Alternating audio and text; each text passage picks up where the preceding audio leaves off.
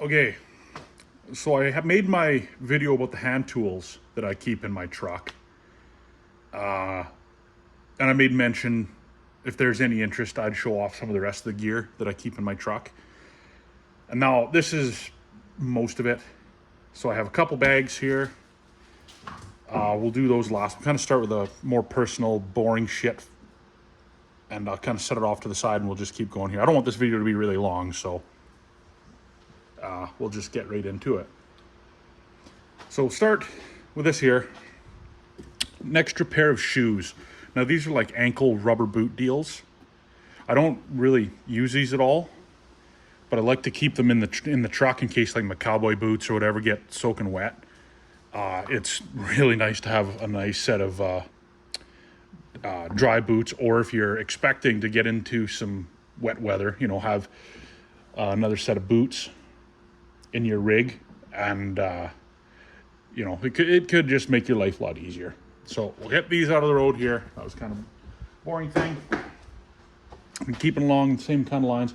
Spare hat. I always wear a hat, but you always got a spare one. This is actually pretty cool.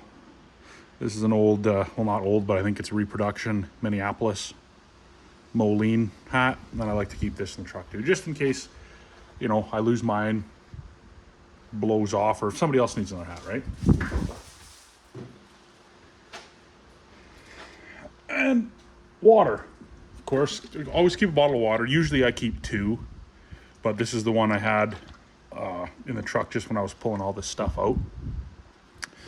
So, you know, get thirsty and get a wide mouth one like this, like a Nalgene with the wide mouth, so you can drop like ice cubes in it. So just water's always a good thing to have in case you develop a thirst. And also in my back door, my back left door, keep a roll of Gorilla Tape. This is my preferred type of duct tape, is a Gorilla. It's wicked awesome. I use this for a lot. Patching up like air leaks in my air seeder, or, you know, patching up gear, anything, water leaks, Gorilla Tape works excellent. Box of shop towels. You could keep like a roll of the shop towels in here, but I like the box because you can just kind of pull them off as you need them. Kind of like Kleenex kind of thing, you know. So I really like the boxes of shop towels. They take up some space, but honestly, it's not that big of a deal for all sorts of different cleaning up messes, cleaning glasses, wiping your mouth like a napkin, all sorts of stuff you can use shop towels for.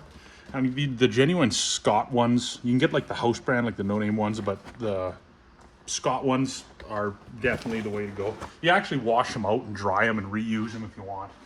I've done that before.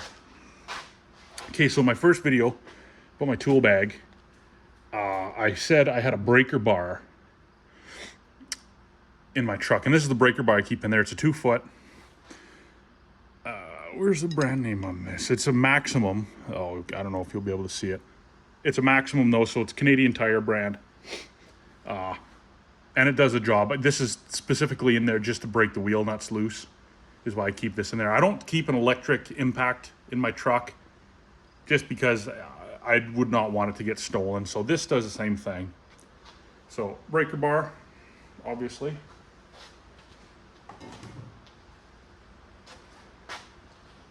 And these dry pads, or these, I don't know exactly what they call them. These are like, it's like floor, you know, instead of floor dry, they're these pads, and that absorb oil, coolant, brake fluid, anything. I keep 3 of these in there just in case, you know, you break a leak or bust a line or something and you're in the parking lot and you don't want to get the oil all over the parking lot or wherever you're at. Just throw these in there.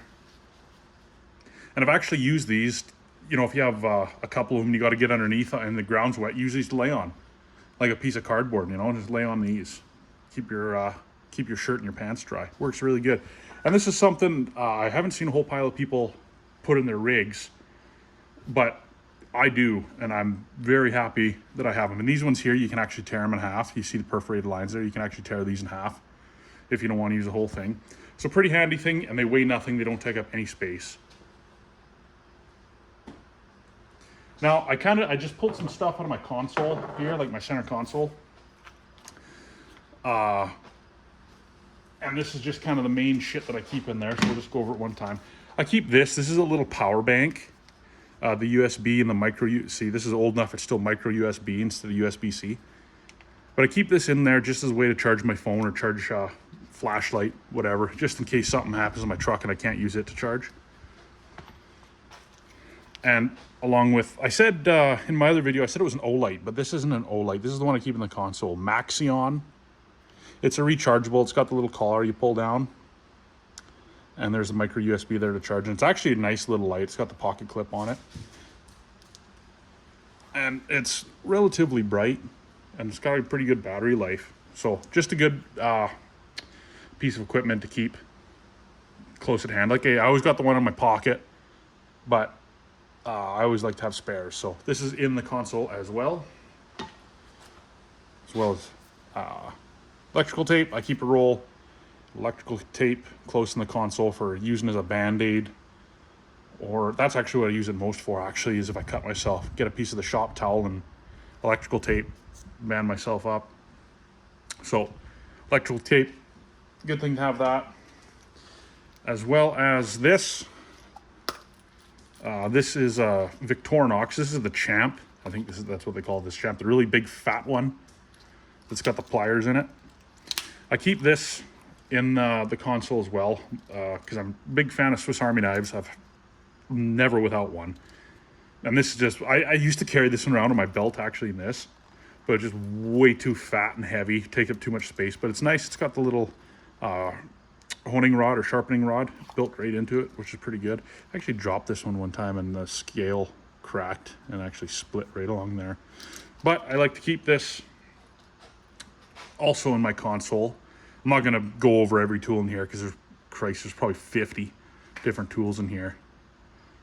But these are just, they're so nice. These ones are just very, very nice. The Victorinox tools. And a glass breaker. I keep this close at hand too. Just, you know, break out windows in an emergency. This one has a little holder so you can actually mount it somewhere in your truck if you want. I just keep it in the console. And it's double-ended. Glass breaker with the seatbelt cutter. It's got the razor blade in there. You've seen these before. But these are a really nice thing to have. I bought a few of these, actually, and I was just kind of handing them out to people. Just keep these in your rigs, because these are only a couple bucks on Amazon, and they could save your life or someone else's life. And I think one of the last things in the console, I keep binoculars.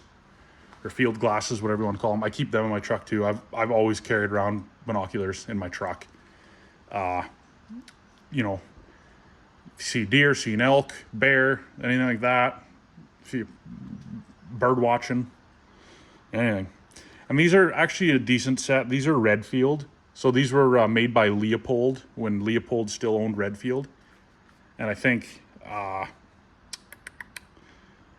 I got these on sale at Bass Pro Shops, maybe, or Wholesale Sports when that was still in business. I got these somewhere, but these are actually pretty good. They're 10 power with a 42 mil objective, so they're good magnification. They're pretty compact and they don't weigh a whole pile.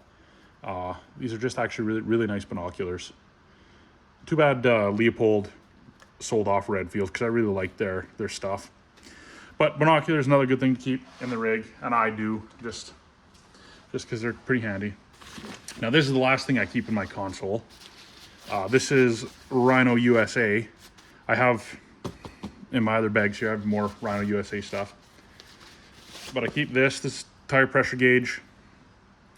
Now this is the actual analog style instead of like the one where you press on and the little plunger comes at the bottom. I prefer these ones, and I have the rubber boot on them too to protect them. And Rhino USA, I really, really do like their stuff, because I had another one of these and the lens actually cracked.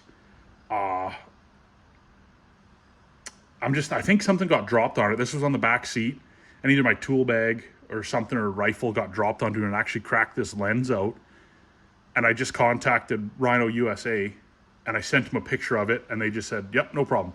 And I had a replacement, a brand new one in like 2 days. It was crazy shipping. So, and these are really good. They're more so accurate too than the other plunger style. And I like the stainless steel lead on it, so you can actually bend it around. Like if I'm checking pressure on like one of my tandem grain trucks or something, this one's really nice, and it does go up to 80 pounds. So tire pressure gauge doesn't need to be one like this. You can get any, just get a decent one and keep that at hand. Like newer vehicles always have the, on your little display, it tells you what your air pressure is, but I never trust those. So I always keep one or two. I think I got two because I have another one in my repair kit, or my tire repair kit, like the plug kit came with one. But always have tire gauge. And in my driver's side door panel, keep a pair of gloves. These are the Watsons. These are actually insulated. I got a bunch of old hay and stuff in there, look at that. But these are the insulated ones. I don't need these in summertime, but these are just the ones that live in my truck. Just for, glove reasons. So keep one pair. In my other bag here, I think I got another 1 or 2 sets of gloves. And then probably one of the most important things you can carry in your truck is a first aid kit. Now this one's from Wild Med Kits. I think they're out of Ontario. And they have the pre-made kits, but you can also kind of build your own, and they use really high quality stuff. So again, I'm not going to go through everything in here, but it's a pretty comprehensive first aid kit. Like I do have a tourniquet in here. I have some clotting powder, a bunch of different bandages. Like this honey stuff, this honey and sugar drink mix for, I think if some people have diabetes, they need sugar, they can pass out. So I keep those in there. Lots of different bandages. There's a couple of chest seals in here. Like there's some pretty good trauma stuff actually in this one. And this is something not enough people carry in their vehicles. Very rarely actually do I see someone with a first aid kit in their vehicle. And if they do have one, it's usually one of those like promotional ones that a company gives out, or like a cheap Walmart one with all that garbage that it's no good, terrible bandages, terrible gauze, all that. So get a good quality first aid kit, or better yet, build your own, and make sure how to use it. Like, so I've had first aid courses pretty much my whole life since I've been 18 anyways, and working in different industries, heavy duty mechanic shops, welding shops. I've needed my first aid certification. So just make sure, take a course on how to properly use a first aid kit, because it literally can save your life or someone else's life. And I keep this tucked in behind my headrest on the rear driver's side. It's beside the headrest and the actual cab corner, and I jam it in there with the white cross facing out. So in case I get in a rollover, or if someone else does and I'm busy, they can look in the truck and you immediately see this, right? It's not hidden under the seat or anything like that. It's out in the open. So it's easy to see and easy to get at. With the handle at the top, you just grab it, rip it out from between the headrest and the corner post, and there you go. So please keep a first aid kit in your truck. Now we're getting in to the bags here. This is another Milwaukee bag. I do not know where this one came from. I found this in our shop, and I just commandeered it. But I keep my recovery gear in here, and some load strapping and tie downs and stuff. So we'll just start with this. This is mechanic wire, or baling wire, whatever you want to call it. Because sometimes, like, I'm a fan of zip ties, and I'm a fan of parachute cord, but sometimes when you need, wire is king for exhaust work or brake lines, hanging calipers, anything like that. Even tourniquets. One of the first aid courses that I did take, speaking of first aid, you can use wire as a tourniquet. Just double wrap it around you know, your arm or your leg or wherever you need a tourniquet, and then just get some pliers and twist it tight, really tight. And you can use wire as a tourniquet. And we have a sling. This is a short one. I think this is a 6-foot sling for recovery. Now this one should be replaced. I think I got these for free from someone. I don't remember where, but it's starting to fray. And I think this is the one, once it wears down so much, you can see a red strip running through it, and that means it's garbage anymore. But the straps, these are good for slinging, or if you need to choke a couple of straps together, something like that, the slings are really good. I thought I had 2 in here, but I guess I just got the 1 for now. And then, no, let's start with the, I'm not going to dig all these out, but I got ratchet straps. These are some heavier duty ratchet straps. I think these are 3,000 pounds. I got 4 of these in here. And now these are the Moto Master brand. So this is a Canadian Tire House brand, but their straps are actually really good. I like their ratchets. They got the rubber coated ratchets, and you get really good leverage on them. I got 4 of those. I got a lighter duty red one in here for smaller stuff, and I just kept a zip tie around this one to keep it together. And here, this is something I'm actually pretty new to. Now these are ratchet straps. Again, these are also Rhino USA. These are the retractable ratchet straps, where you just pull them out like that, however far you want. I think these are 12 feet. And then you latch to wherever you're going to tie down to, and then you just hit this button here on the ratchet, and there's a really powerful spring in there that'll suck it tight, and then you just ratchet it like you normal would. These are actually really handy. They cut down on the mess and the hassle of having to deal with like straps like this. But since I'm new to these, I still don't fully trust them, so I still do keep the old style ratchet straps in here.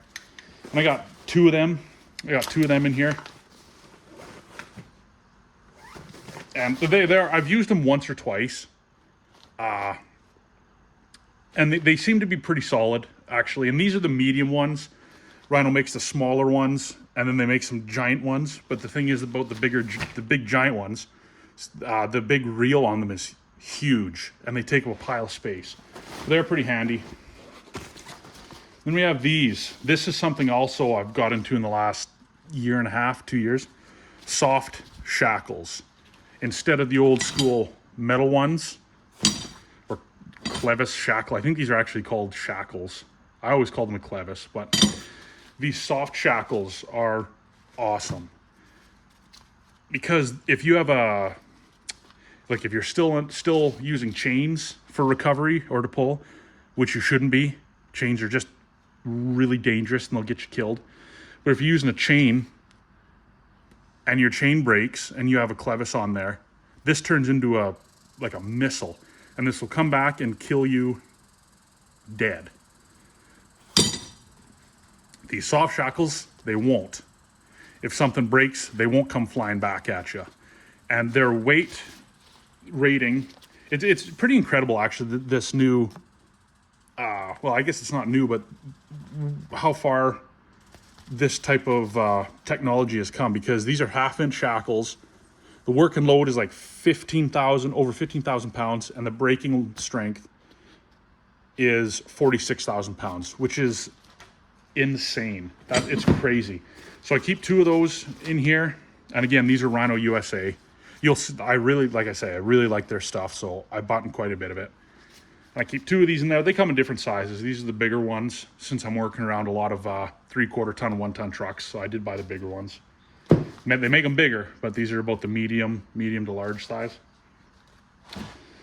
As well as I do keep a couple of the metal ones in here. And again, these are good ones. These are actually, I think these are Canadian made shackles. I got these for free from a trucking company that went out of business. So I do keep a couple of the steel shackles in here. And since we're smart enough, all of us are smart enough nowadays not to use a trailer ball to pull on, because those two, you hook your shackle or your chain or your strap around the ball, and then you give her a good jerk on your truck, and that ball will bust off and come flying back and hit the guy in the truck behind that you're towing. So we don't do that anymore, right? We all know that. So you get one of these, a receiver mounted tow hook. This is the way to go. Again, another Rhino USA, and this is solid steel, comes with a pin and its own clevis with one of these shackle guards on it, so it won't cut through your soft shackle or your strap. And these are just the way to go. These are absolutely the way to go. If you have a tow hook built into your truck, that's good too, but they still don't have the strength of an actual receiver mounted recovery device like this. So I highly recommend getting one of these if you do not have one already. Now the last, we got a glove in here, just one glove, the left one apparently. And the last thing in this bag is the strap. This is my tow strap, again, Rhino USA. And this one is 10,000 pound working load with a 30,000 pound brake strength. This one's 30 feet long. Now I have a story about this. My dad bought a house, one of those RTMs, like a ready to move house, the ones they build. His was built in Edmonton and they deliver the house on a big truck. So in order to get this house moved into his yard, because he's out in the country, they had to bring the house in through a canola field. And this was just earlier in the summer. I think it was the end of June, beginning of July. And this truck coming across, like the canola plants were just starting to get their broadleaf. So they're about this big. And they had those nice big broadleaves forming. And the truck could not get any traction. This big semi could not get any traction. It was just slipping on the canola plants. So what I did, so the truck was just stuck. So my brother-in-law, he was there because we were all there to watch the house get moved in. So my brother-in-law ran back to his house to get his big 4-wheel drive tractor. And when he showed up to give that guy a pull, all the trucker had was it was a big one of those big wide tow straps, but the damn thing was only about 10 feet long. And he didn't want to pull off the front of the truck. He actually wanted to pull off of the trailer where the house was. So I broke out this, and he towed that semi and that house with this Rhino strap. And I have a picture of that just to show I'm not bullshitting. I'll lay that in there. And I also used one of these soft shackles to choke or to connect this tow strap and that one that he had. So this strap and one of these shackles moved a whole house in a semi. I shit you not. I'll link the picture.